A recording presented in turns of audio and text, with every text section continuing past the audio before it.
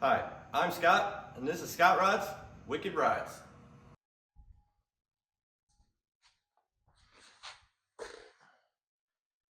All right, how's everybody doing this week? So it is Sunday because I usually don't have any time to recap, so we're gonna recap it all at once. So back to Monday. Monday was Labor Day. Monday we spent with the family, and we had a cookout, and we kind of just hung out around the house. Something we don't really get to do much, but we wanted to see Cassie's family and her brother and his fiance and her sister, so they all came over to the house. So then Tuesday was my dad's birthday. I thought for some reason it was the third. I had a brain fart. Nope, my mom's is the third of November. My dad's is the second of September. So Tuesday was my dad's birthday. I grabbed my sister. We went over there and we had lunch with my dad. So because my sister collects certain things and I collect certain things, we were close to a certain store. So of course we went over there and checked that out. I found a lot of cool movie cars that day at Hobby Lobby. And then we went over to Target too because I just have a problem. So, yep, went Hot Wheels hunting again. And then we came back. I got everything laid out for the Impala. And then my one friend came over. She was having a really bad day. She got caught in a machine at her work and it broke a couple of her fingers, and she had to have emergency surgery. But she didn't have a ride. So she was telling me about this Tuesday night. So Wednesday was the surgery. So she didn't have anybody else to go, and I've known her a really long time, since like first grade, kindergarten. So I took her to her surgery. Um, she was right down the street from one of my other favorite places to go, so why not go to Target first thing in the morning? So I went to Target and I went to Walmart while I was waiting for her in her surgery. Actually met a couple other collectors that were out and about looking for stuff. We were kind of talking, and it was kind of cool. I like meeting up with people, especially when they're not the scalpers and they're walking around with like, I don't know, 100 of the same car. It's cool meeting other people that do the same thing, and these guys were older than me, so I don't feel so bad when I'm out here collecting cars and I'm 39 years old. Damn flies. So that was Wednesday. Wednesday night, I got back here and we got the torque converter bolts put in. Well, to get the torque converter bolts put in, I had to remove the starter. Got the torque converter bolts put in, put starter back in. There's a little cover for the torque converter bolts.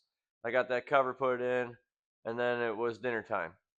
So I went home and I got my dinner. Well, Thursday I had to drive, so I didn't get to stay as late as I wanted to on Wednesday night. Did all the other stuff. So Thursday I went from home to Michigan, and I stopped at Walmart. God dang, freaking fly!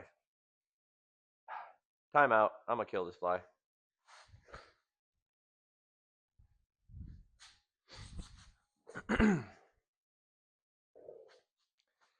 All right, let's try this again. See if I get attacked by more flies. Anyways, Thursday, I drove from here to Michigan. Michigan is one of my really cool sweet spots for the Hot Wheels, so I stopped there. Found some really good ones. Kept going on my way. Got back here, unloaded all the parts out of the trailer. They decided to send me up to deliver the trailer. So another 3 hours and another Walmart. So I went up to deliver the trailer. The people buy lots and lots of trailers from us. Well, they just so happened to be right across the street from a Walmart. So yep, I couldn't help it. Had to stop. Um, so then Thursday night, it was just, I don't know. It was very long day, so I didn't do anything Thursday night. So we did go to the Queen of Hearts though, and Queen of Hearts actually drew my number. It was like 8 of clubs or something, so I didn't get anything. I got free tickets for next week's drawing. So, but it was just cool. I don't know. My luck started turning around then. So they drew my number on Thursday, and then all right. So Friday, I drove in the morning. I got back in the afternoon. I started working on the Impala, and then the band guys came over. And I was doing good for a little bit, and I got sidetracked, and I started talking with them. And then the other band member came over, was moving stuff out of the shop. Light was in the wrong area, and then just been a long week. So I totally shut her down, and I went home after that. So we were out at the bar Friday for a little bit and hanging out with their friends, and they got a 58 Apache, and they said they needed some help in the morning on Saturday. They're also trying to get it to Jalopy Fest. It's a 58 Apache, so that's kind of sweet. Anyway, so that leads us to Saturday morning. I go over and help my friends out with their 58 Apache. So we get there. The timing was a little bit off. Used to setting the timing with the air fuel ratio gauge. So I went over there with my vacuum gauge, like I was told by everybody that I deal with. And they said, well, get it to the most vacuum. So I start moving the distributor.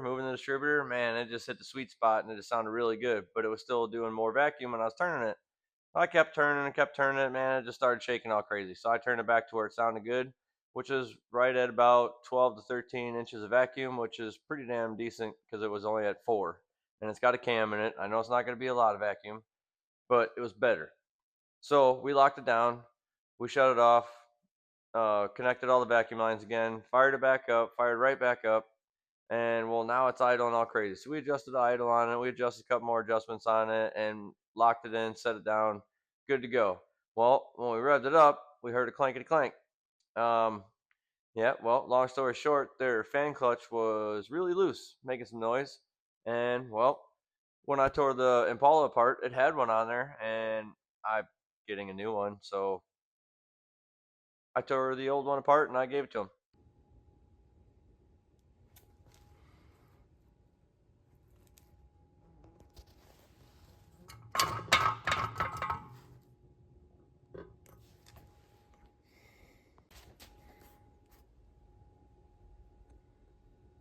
So that way they could drive the truck yesterday. They were trying to make it to a benefit event for a place that was just opening, the Odd Fellows Lounge here in Seneca, Illinois.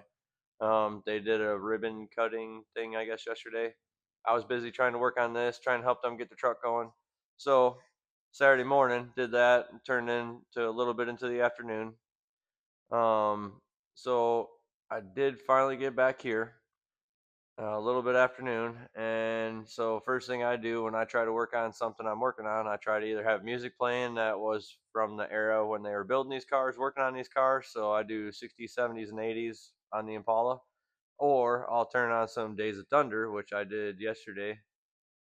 Yeah, yesterday, Saturday, and so that's one of my favorite sounding small blocks in the world. I went to the NASCAR program for school, so there's nothing better than a NASCAR sound to me, at least. I love hearing a small block turn about 9,000 RPM.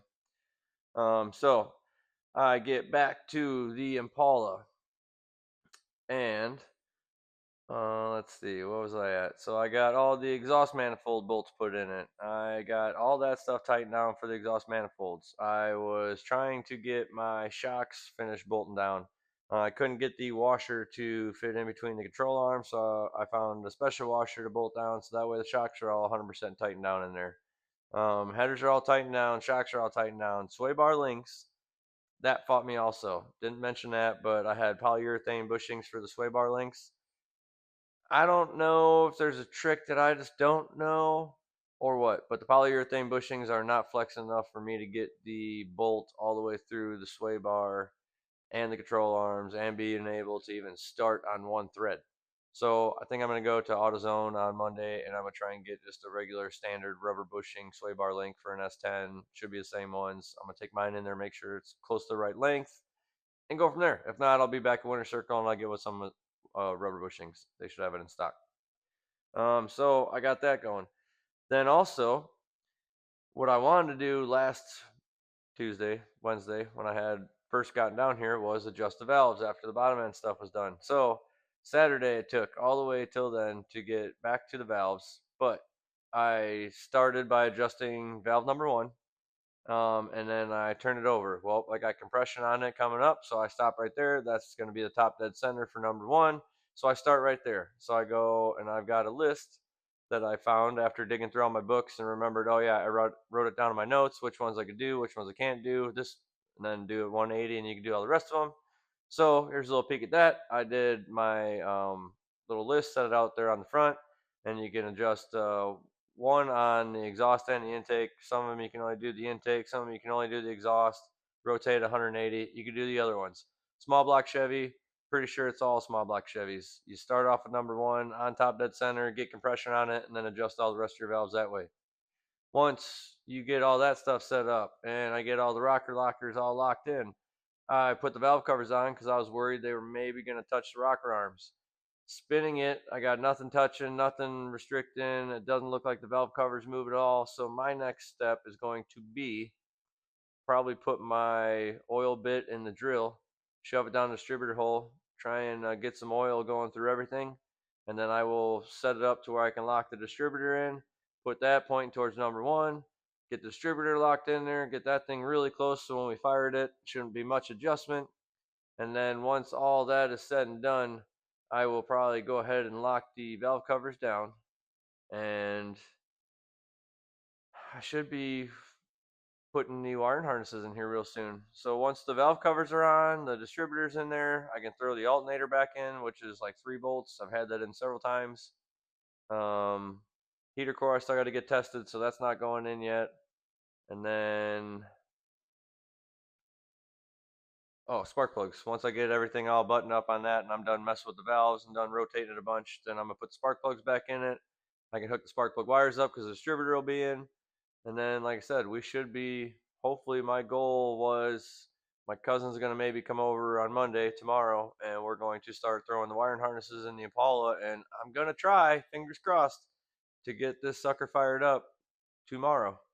So look for it coming in the shorts. I will do a test fire. I'll do a short on it, but the next week's video hopefully is going to be starting the Impala, test driving it, taking it to Jalopy Fest. That's what I hope you guys get to see next week. I'm going to do my damnedest to try and see what I can do. And then, oh, wait, hang on a second. I got a phone call from a friend. She just blew a tire out about, I don't know, literally about an hour ago. So I was getting ready to film this and maybe get a little bit of work done on the Impala right now before, but I'm just going to film this. We're going to go edit it. Once it's done editing, I'm going to have it started, getting it uploaded, and I'm going to be back down here trying to get this Impala going, because this week has been nothing but interruptions, distractions, can't do this, can't do that. I got all the stuff I need, obviously, because the Impala seems like it's been moving right along. But as long as I don't get bugged by anybody else this week, I'm pretty sure the Impala should be running tomorrow. So you guys have a good rest of your day. You guys have a good night. I'm going to do what I can to get this Impala fired up. See you guys next week. So if you like what you see, hit that like, subscribe, and notification button, because we have new videos coming out every Monday.